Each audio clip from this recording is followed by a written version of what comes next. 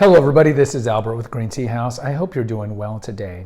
Today I'm going to talk about a ranking that I did at a Facebook group of tea business owners as to which categories of tea sell the best, and then I'm going to give my own personal ranking of how teas should be selling, either generally or at our tea store. Now, before we begin, if you haven't done so already, please subscribe and hit the notification bell so these episodes come fresh to you. Come check us out at the tea store because either Casey or I are there every day. We don't have any employees.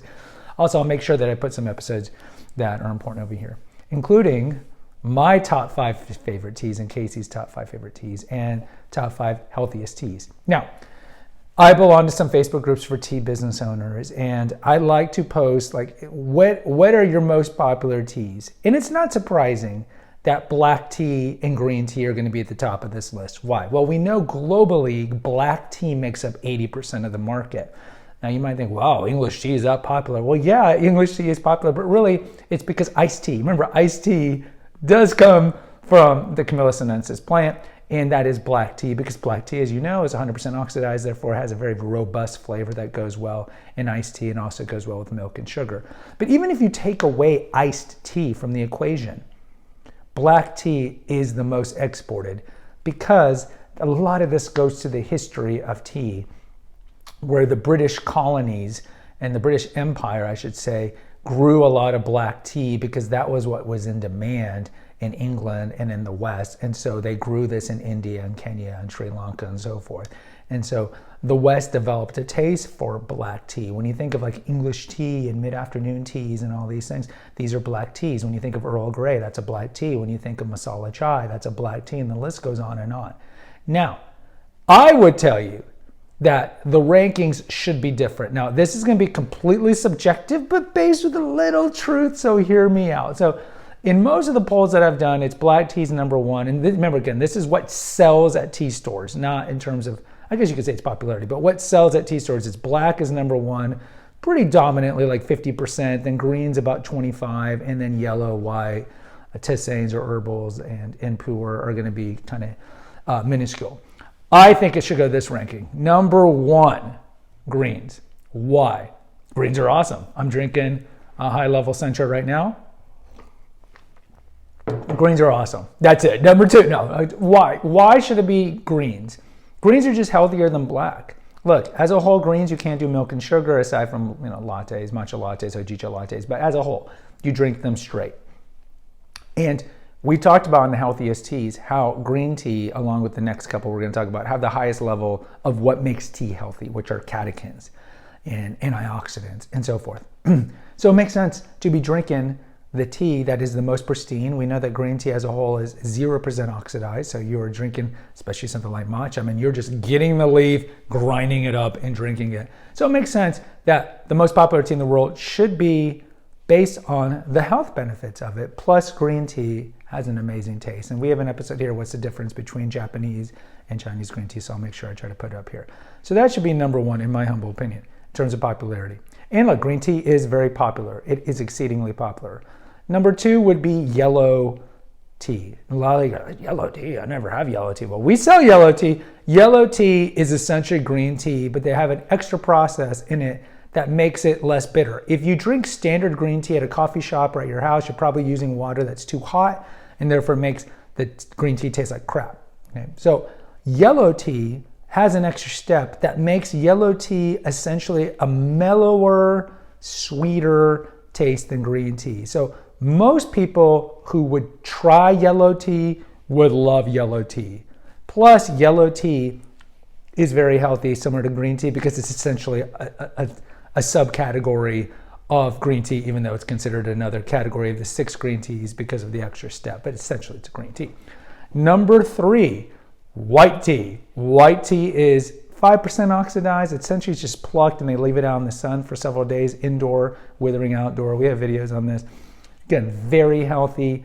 Most people don't drink white tea, or if you ever see white tea sold in the grocery store in the packets, in the tea bag, never buy that, because that white tea is just garbage, just complete garbage.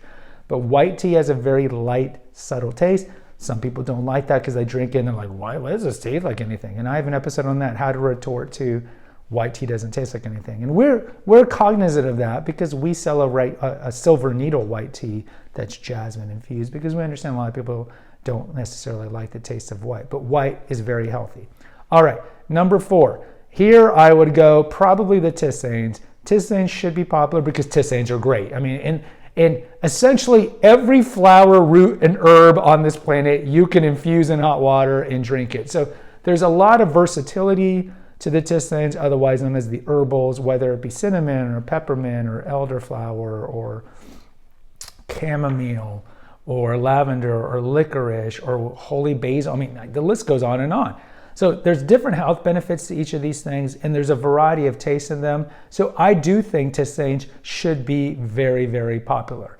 The next one, this is tough. I'd probably go the dark teas or the pu'ers. A lot, again, if you look at the typical polling stats, pu'ers are not drunk by a lot of people. Now, the tea snobs drink a lot of pu'er, but the common person who drinks tea doesn't drink a lot of the dark teas. Pu'er is the most famous of being. And I would say that pu'er is, it's divisive. Some people love the taste, some people hate the taste. But the reason it should be more popular is because it's a probiotic drink. It's really good for your gut health. There's some studies that show it accelerates weight loss. These were a lot of studies that came out of China back right when the Olympics were happening. And there was this big inflated market for pu'er at the time. So no doubt some of those studies are probably specious. Either way, it's a probiotic drink, and we know now how important the microbiome is to our health, so I think that pu'er should be up there.